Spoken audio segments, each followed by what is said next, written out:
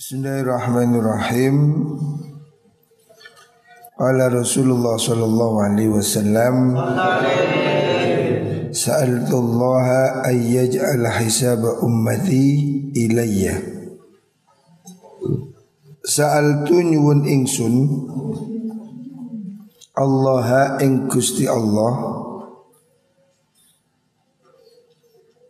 ayyaj'ala ing yen to ndadekaken sinten Gusti Allah. Nabi minta kepada Allah untuk menjadikan hisaba ummati ing hisabe umat ingsun. Nabi ingin supaya perhitungan hisab manusia ini semuanya akan menjalani hisab. Hisab artinya perhitungan amal. Rasulullah Shallallahu Alaihi Wasallam minta kepada Allah ayyaj'ala hisaba ummati ilayya.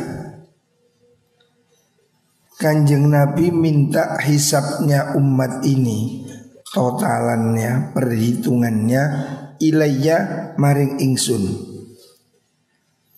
Artinya kanjeng Nabi ini saking belas kasihannya, kanjeng Nabi ini betul-betul mencintai umat. Kanjeng Nabi ini orang yang paling sayang ya pada kita ya. Tidak ada yang melebihi cintanya dari Rasulullah Sallallahu Alaihi Wasallam. Cinta Nabi ini luar biasa. Sampai Nabi minta supaya hisab perhitungannya amal ini dibebankan kepada Nabi. Sebab kita ini kalau dihitung, dihisab pasti berat. Hitungan kita ini berat. Masuk surga ini kayaknya sudah susah sekali. Sebab kita ini akan menjalani perhitungan faman ya'mal mithqala dzarratin khairan yarah. Perhitungannya sampai biji terkecil. Hisab ini akan sangat berat ya. Makanya Rasulullah Shallallahu Alaihi Wasallam, kanjeng Nabi minta kepada Allah supaya hisab dibebankan pada kanjeng Nabi. Ini luar biasa. Betapa cintanya kanjeng Nabi kepada umat. Laqad ja'akum rasulun min anfusikum azizun alaihi ma anittum harisun alaikum bil mu'minina raufur rahim. Nabi ini betul-betul raufur rahim ya. Sangat penyayang ya. Nabi itu sangat mencintai kita. Nabi ingin kita semua ini masuk surga. Tidak ada yang kancerit ya. Makanya dalam hadis yang lain Rasulullah Shallallahu Alaihi Wasallam, kanjeng Nabi ini menyimpan doa andalan. Semua nabi yang lain sudah mengeluarkan doa-doa yang mustajab. Contoh, Nabi Musa sudah menenggelamkan Fir'aun. Nabi Nuh sudah minta banjir bandang. Hanya Nabi Muhammad Shallallahu Alaihi Wasallam yang doa andalannya ini disimpan. Nabi belum meminta doa yang top di dunia. Sebab apa? Nabi menyimpan untuk syafaat kelak di hari kiamat. Makanya nanti kanjeng Nabi ini akan menyelamatkan kita semua. Semua yang mencintai Rasulullah Sallallahu Alaihi Wasallam akan diberi doa syafaat pertolongan. Jadi Nabi akan memberi syafaat pada umat ini. Jadi cintanya Nabi pada kita luar biasa. Hanya Nabi kita yang mempunyai sifat raufur rahim. Nabi ini tidak ingin kita menderita. Nabi Muhammad SAW ingin semuanya ini masuk surga. Kita semua ini masuk surga, walaupun dosanya, amalannya, kelakuannya seperti apapun. Makanya Nabi masih menyimpan satu doa khusus, yaitu syafaat kelak di hari kiamat. Lalu Nabi ini lo minta hisab. Hisab ini kan perhitungan yang mendetil. Ini Nabi minta dibebankan pada Nabi. Hanya Nabi kita, Nabi Muhammad SAW, yang sampai akhir hayatnya itu yang dilirihkan, yang dirintihkan masih ummati, ummati. Nabi itu masih minta, ya Allah, umat saya, umat saya. Nabi tidak mengatakan anak saya, istri saya, keluarga saya. Tidak. Nabi ketika mau wafat itu yang masih dikeluhkan pada Allah itu, Allahumma ummati, ummati. Ya Allah, selamatkan umat saya Nabi. Ya Allah, selamatkan umat ini. Jadi begitu cinta Kanjeng Nabi kepada umat. Makanya kita ini harus jangan lupa baca sholawat pada Kanjeng Nabi. Sebab itulah salah satu cara untuk kita besok dapat posisi dekat dengan Kanjeng Nabi. Siapa dekat dengan Kanjeng Nabi akan dapat syafaatnya. Muka-muka semua kita dapat syafaat Nabi. Allahumma shalli ala Muhammad. Makanya yang rajin baca sholawat. Nabi ini minta dalam hadis ini, ya Allah, saya minta hisab, perhitungan, pertanggungjawabannya umat ini bebankan pada saya. Li'alla taftadhiha indal umam. Tujuannya li'alla taftadhiha, supaya ora kaweleh-weleh sapa umat, supaya mereka tidak dipermalukan. Orang ini kan kalau kelihatan jeleknya kan malu. Di dunia ini orang bisa kamuflase, walaupun bohong, penampilannya rapi, dikiranya baik. Tapi di akhirat semuanya ini akan dihitung oleh Allah. Makanya tidak ada yang bisa pura-pura. Nabi ingin supaya kita ini tidak malu. Maka Nabi mengatakan li'alla tafladhiha indal umam. Hisabnya umat ini berikan pada saya, kata Nabi, supaya mereka tidak dipermalukan. Ternyata kelakuannya ruwet-ruwet. Nah, malu kan. Ketok santri tapi penggaweannya ternyata yo ono sing bulet, ono sing ngentit, ono sing masya Allah. Nanti akan dipermalukan itu. Loh, Nabi ingin tidak ada yang dipermalukan. Fa'auhanu li paring wahyu sinten Allah azza wa jalla ilayya maring ingsun. Allah beri wahyu, ya Muhammadu, he Nabi Muhammad, bal ana balik utawi ingsun iku uhasibuhum, bakal ngisap, bakal ngitung ingsun hum ing ummah. Fa ingkana lamun ono iku minhum saking ummah opo zallatun kepleset. Kalau umatmu ini ada kesalahan, keluputan ya, kepleset, sesuatu yang tidak sengaja atau terpaksa, satar tuha, mongko bakal nutupi ingsun ha ing mengkono zallah angka saking sira. Li alla taftadiha, supaya ora kaweleh-weleh sapa sira, oh sapa umat, indaka ono ngersane sira. Jadi Allah berjanji akan ditutupi ya. Makanya kalau kamu berbuat dosa jangan ditampakkan. Allah ini di dunia sudah menutup-nutupi kita. Kamu walaupun berbuat dosa, diem-diem, Allah tidak menampakkan. Ada orang umpamanya habis nyium orang, hidungnya tidak mendul, kan ditutupi Gusti Allah. Ada orang habis nyolong, tangannya kak cuklek, ditutupi oleh Allah. Makanya siapa orang berbuat salah, jangan malah ditunjukkan. Jangan kamu malah cerita-cerita, karena kamu sudah ditutupi oleh Gusti Allah.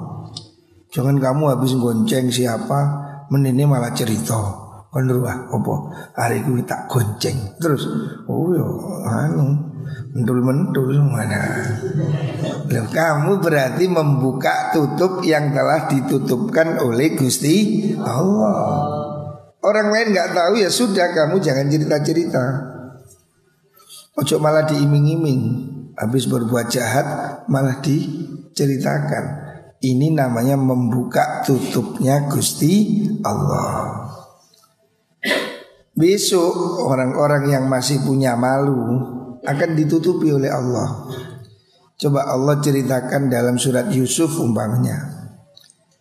Nabi Yusuf diperkosa, digerebek. Nabi Yusuf digerebek oleh seorang perempuan. Namanya tidak disebutkan dalam Al-Quran. Sebab apa? Sebab wanita itu masih punya malu. Buktinya apa? Dia masih mengunci pintu ya.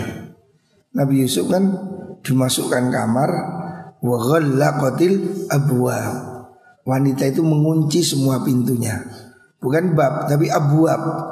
Pintu-pintu semua dikunci.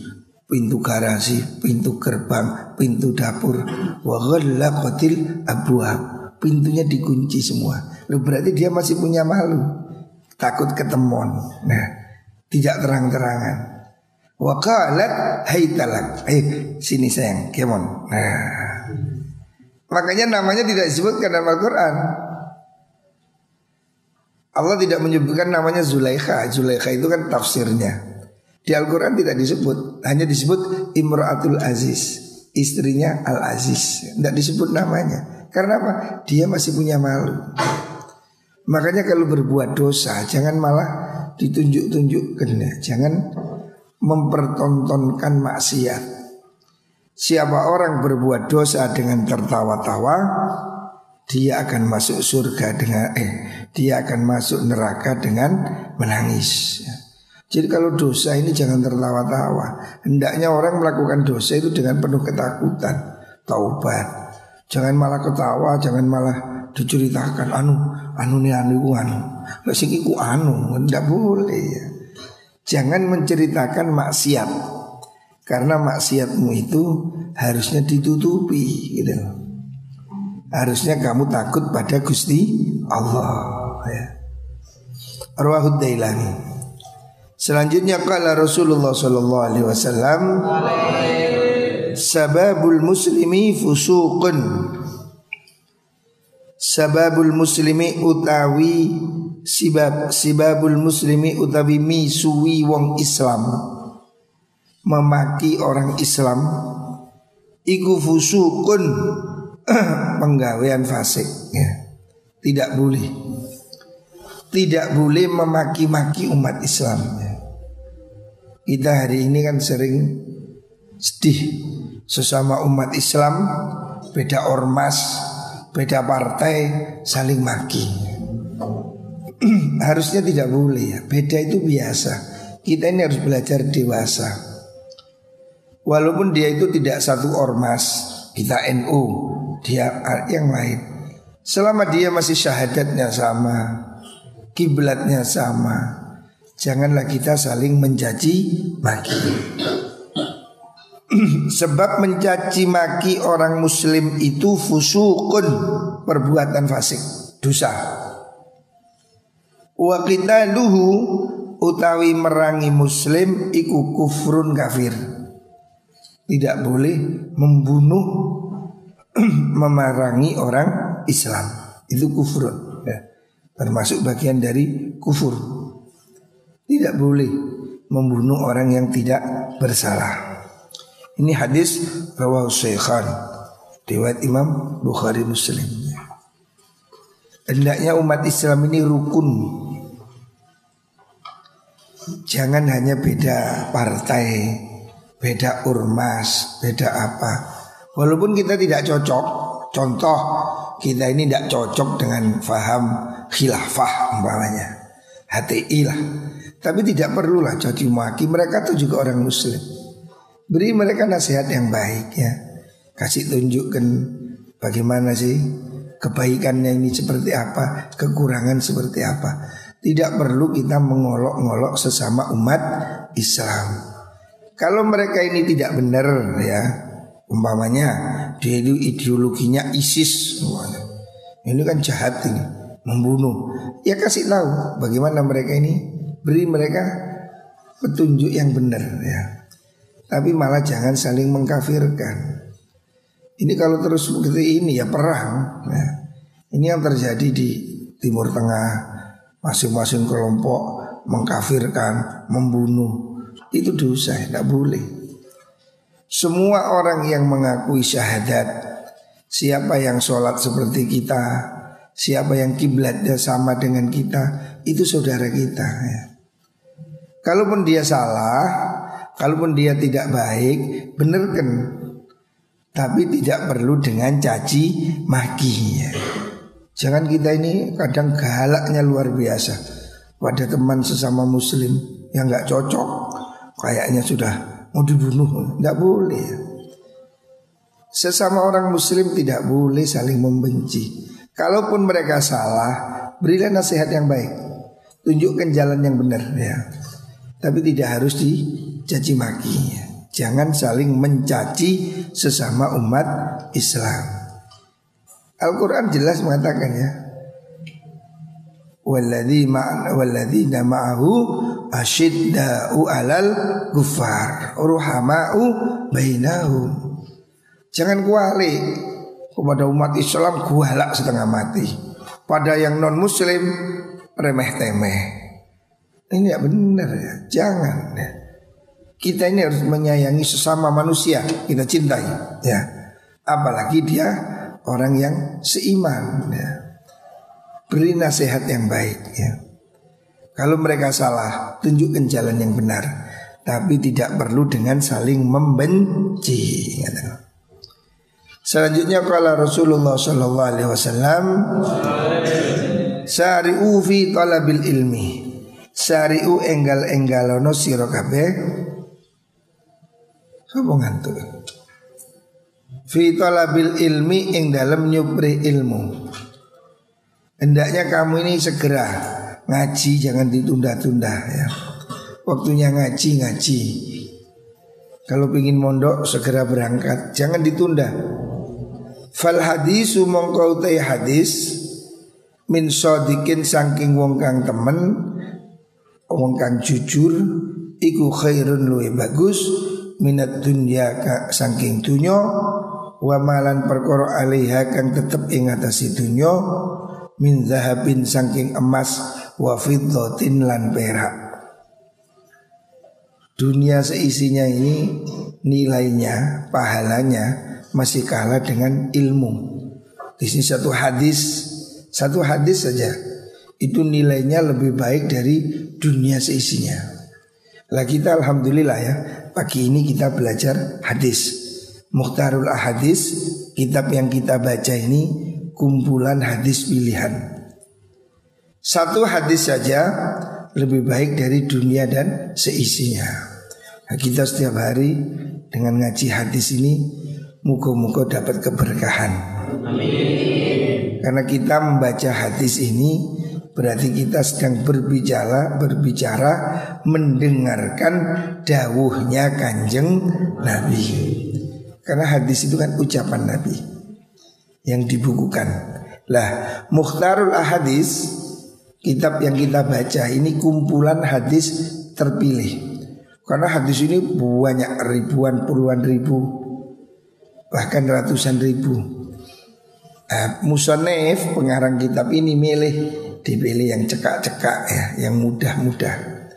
Makanya hadis ini kayak kompilasi, kumpulan dari beberapa kitab.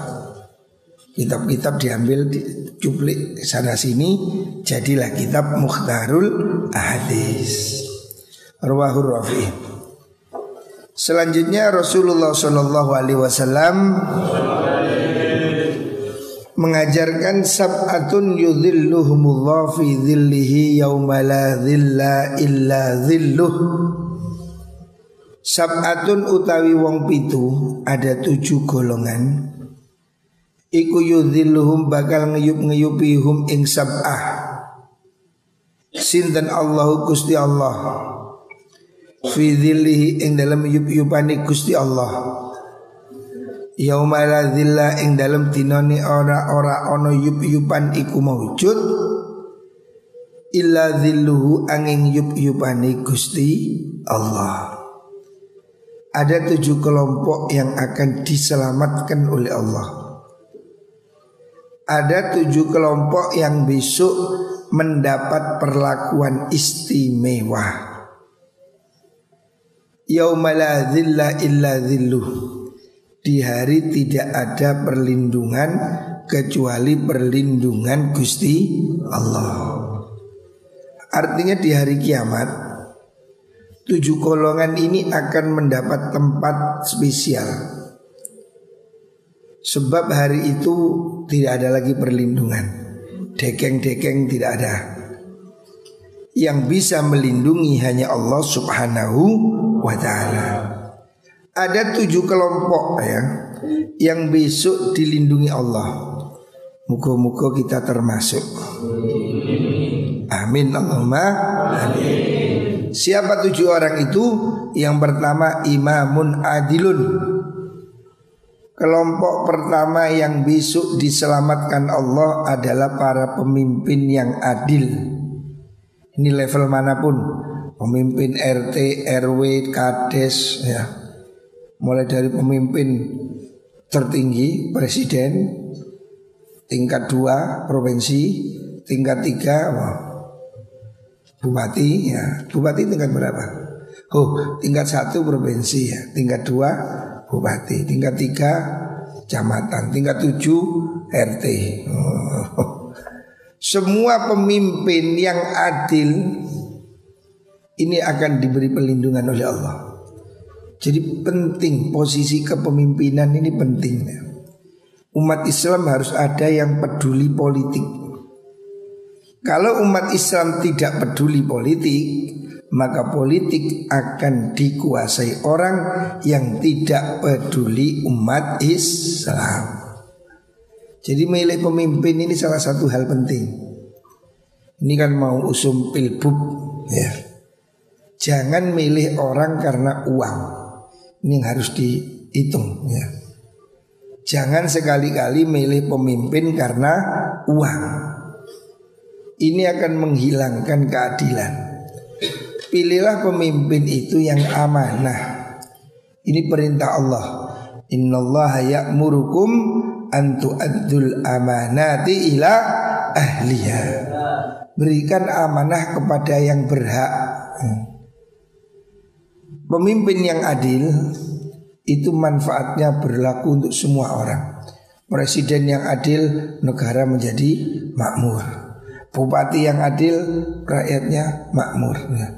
Makanya penting milih pemimpin ini ya. Jangan umat Islam tidak peduli pada kepemimpinannya. Kita ini umat Islam harus peduli ya. Jangan sakarpe, tak boleh. Pilihlah pemimpin yang benar. Ini perintah Al-Quran. Innallaha ya'murukum an tu'addul amanati ila ahliha. Berikan amanah kepada yang berhak, supaya dia betul-betul adil ya. Jangan memilih pemimpin yang kantong bolong dan tidak duit ya. Satu orang yang dilindungi Allah itu pemimpin yang adil. Karena pemimpin yang adil itu melindungi hamba-hamba Allah di muka bumi ya. Siapa orang jadi pemimpin adil ya, pemimpin yang jujur, dia akan dapat tempat prioritas besok di akhirat. Makanya hentikan politik uang, hentikan suap menyuap, agar kita mendapat pemimpin yang adil. Yang kedua, wasyabun lan pemuda nasa akan cukul sopo sabun fi ibadatillah ing dalam ibadah maring Gusti Allah. anak muda yang tumbuh dalam ibadah. Insya Allah hari ini santri-santri ini, semua santri insya Allah termasuk kategori pemuda yang beribadah pada Gusti Allah. Muga-muga kabeh termasuk nih ya. Kita semua muga-muga termasuk golongan anak muda yang beribadah kepada Allah. Ya ini makanya harus bangga jadi santri. Kamu harus senang jadi santri, karena kamu termasuk dari 7 orang yang besok dapat tempat istimewa di depan Allah. Amin Allahumma amin. Yang belum mondok, ajak mondok. Pondokkan anak-anak supaya masuk dalam golongan ini. Golongan kedua yang akan diselamatkan Allah, orang yang tumbuh ibadah sejak kecil. Ya sejak santri ini beribadah sampai tua. Yang ketiga, warajulun qalbuhu muallakun bil masjid. Warajulun nang wong lanang qalbuhu kang utai atine rajul iku muallakun den gantungaken bil masjidi kelawan masjid. Orang yang hatinya kecantol di masjid. Maksudnya apa? Maksudnya dia itu selalu kepingin jamaah. Dia pergi datang ya. Hati ini kecantol, maksudnya dia itu selalu kepingin balik ke situ. Idza kharaja nalikane metu sapa rajul minhu saking masjid hatta yauda sehingga bali sapa rajul. Orang yang kerasan di masjid itu istimewa. Orang mukmin harusnya kerasan di masjid. Sebab masjid ini tempat paling baik. Di bumi ini tempat terbaik masjid. Makanya hari ini kita bangun masjid ya. Muga-muga lancar. Hari ini kita bangun masjid di asrama ini. Insya Allah masjid di dalam pondok ini gunanya lebih banyak, karena dibuat jamaah 5 waktu. Masjid di luar-luar kadang jamaahnya cuma maghrib dan subuh, zuhur tutup. Kemarin saya ke Sidoarjo, maghrib ada masjid tutup. Loh, masjid kok tutup? Saya tanya kenapa Pak tutup? Karena Covid. Kok dia wedi men mbek Covid? Nang pasar kendel nang masjid wedi. Ada masjid tutup. Jadi saya mau mampir sholat nggak bisa. Saya berhenti. Loh, masjid kok tutup? Saya cari pintunya, tutup semua. Jadi saya sholat di emper. Terus saya tanya ke tetangga masjid, Pak, masjid gede seperti ini kok ditutup sih? Dia bilang, Pak, sejak Covid ini masjid ditutup. Ya Allah, kok tiba Covid sampean? Lah pasar kok mau tutup pisan? Mau pasar kan tempat nyambut gawe. Di Melijo kan iso. Melijo, tahu Melijo? Nah, bisa. Pasar online juga bisa. Masjid online ya apa? Sembayang online, jamaah online. Ini berlebihan saya kira. Orang takut Covid, paranoid, tidak boleh. Kalau waspada setuju, masuk masjid pakai sanitizer, pakai masker, sudah cukup. Kenapa kok masjid ditutup? Ya apa sih? Kok kita menelek, kurang tawakal pada Gusti Allah. Hari gini masjid tutup, heran deh. Kok nemen-nemen ngono. Lah wong itu kadang pasar, kadang ATM, kadang hotel. Ini ngeri ini. Padahal ke masjid berapa menit sih? Orang sholat itu berapa menit? Berapa menit? Mungkin 5 menit, 10 menit saya kira udah lama. Wong ke masjid 10 menit hebat. Dan yang ngadep ngulon kabeh. Masa ono wong sholat itu depan. Apa ada yang sholatnya berhadapan? Nah, sholat hadap barat semua. Kan bisa jaga jarak, bisa tidak salaman, aman kan? Padahal di pasar berhadapan, salaman, lundungan duit. Masa kalau di pasar tidak bahaya, kalau di masjid bahaya? Emang virusnya ini hanya senang ke masjid, tidak mau ke pasar. Virus sinting. Orang naik bis 3 jam berani, orang naik pesawat 2 jam berani kumpul. Di masjid itu 5 menit takut. Gimana ini? Hari gini masih ada masjid tutup. Saya ketawa, waduh Masya Allah, kok cik wedimen. Mestinya ya waspada, iya setuju.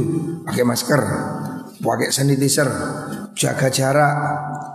Kalau perlu apalah, sudahlah beri protokol yang bagus. Tapi tidak perlu ditutup. Masjid kok ditutup ya apa cara? Kok nemen-nemen lewat dinang virus ya? Apakah virus ini bisa mengalahkan Gusti Allah? Hah? Enggak lah ya.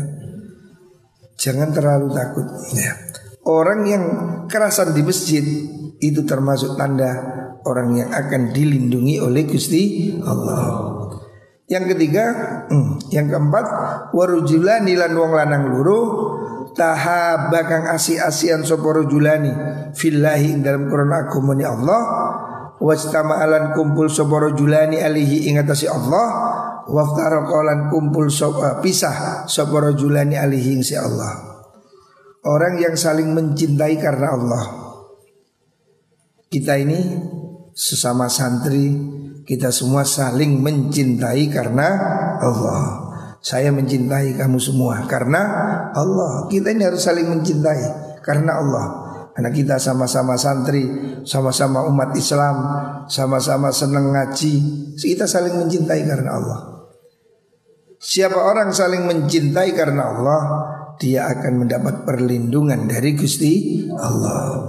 Dan kalau perlu sampaikan ya, katakan pada temanmu, aku mencintaimu.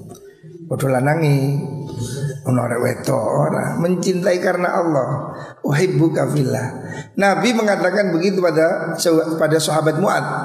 Nabi mengatakan pada sahabat Mu'ad, wahai Mu'ad, saya mencintamu. Saya mencintamu ya Mu'ad, uhibbuk. Wahai Mu'ad, saya mencintai kamu. Faqul dubura kulli sholatin. Ucapkan setiap setelah sholat, Allahumma a'inni ala dzikrika wa syukrika wa husni qina. Ini hadis musalsal. Nabi mengatakan pada sahabat Mu'ad sambil pegang jenggotnya, pegang ini, Mu'ad, saya mencintai kamu. Ucapkan setelah sholat, Allahumma inni ala dzikrika wa syukrika wa husni qina. Terus Mu'ad juga mengatakan begitu pada sahabat yang lain, uhibbu. Dan ini sambung menyambung sampai pada Sayyasin Isa Al-Fadani. Dan saya mendapat hadis ini dari Sayyasin Isa Al-Fadani. Jadi musalsal bil mahabbah. Jadi kita ini harus katakan, kita itu saling mencintai. Saya mencintai semua kamu sekalian. Kita harus saling mencintai karena Allah.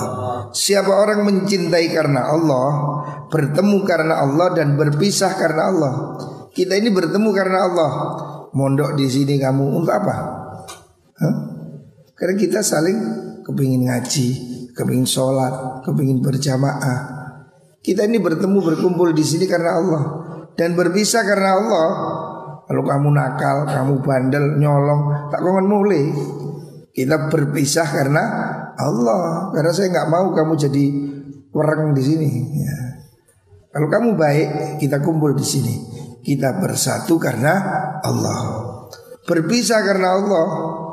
Ada santri yang sudah kebangetan, ya harus dipulangkan. Sing nyolongan, sing ya melakukan perbuatan yang keterlaluan, ya kita berpisah karena Allah. Bertemu karena Allah, berpisah karena Allah. Ini orang yang saling mencintai karena Allah, besok akan dilindungi oleh Gusti Allah.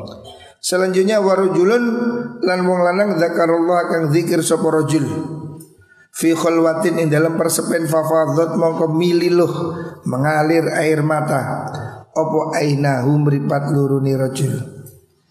Ya, yang kelima, orang yang besok dilindungi Allah, orang yang mau menangis. Sediakan waktu untuk menangis, jangan tertawa terus. Malam hari bangun, sholat, istighfar, menangislah. Gunakan waktumu untuk muhasabah, introspeksi, menyesali dosa-dosa dan menangislah. Ya. Menangisnya sepi, yo kayak speaker nangis aja. Ku jenenge sandiwara. Menangislah dalam sepi, menangislah dalam sendiri, Mohon ampun pada Allah, ya Allah dosa saya banyak, astagfirullah, astagfirullah. Tangis. Orang yang bisa menangis dalam sendiri, menangis karena takut kepada Allah, dia akan dilindungi Allah. Muka-muka kita masih bisa menangis karena Allah. Jangan tertawa terus ya. Harus ada waktu untuk menangis. Baca Quran, menangis. Berdoa, menangis ya. Usahakan bisa menangis. Dalam sepi, menangislah. Menangis karena takut pada Gusti Allah. Ini istimewa. Yang keenam, warajulun lan wong lanang da'at kang ngajakhu ing rajul. Sapa imro'atun wong wadon datu mansibin kang duweni derajat ya, wanita yang mulia. Wa jamalin lan ayu. Wah, elek ngono mahal karuan, ayu. Siapa orang diajak berdua sama cewek cantik Syahrini umpamanya.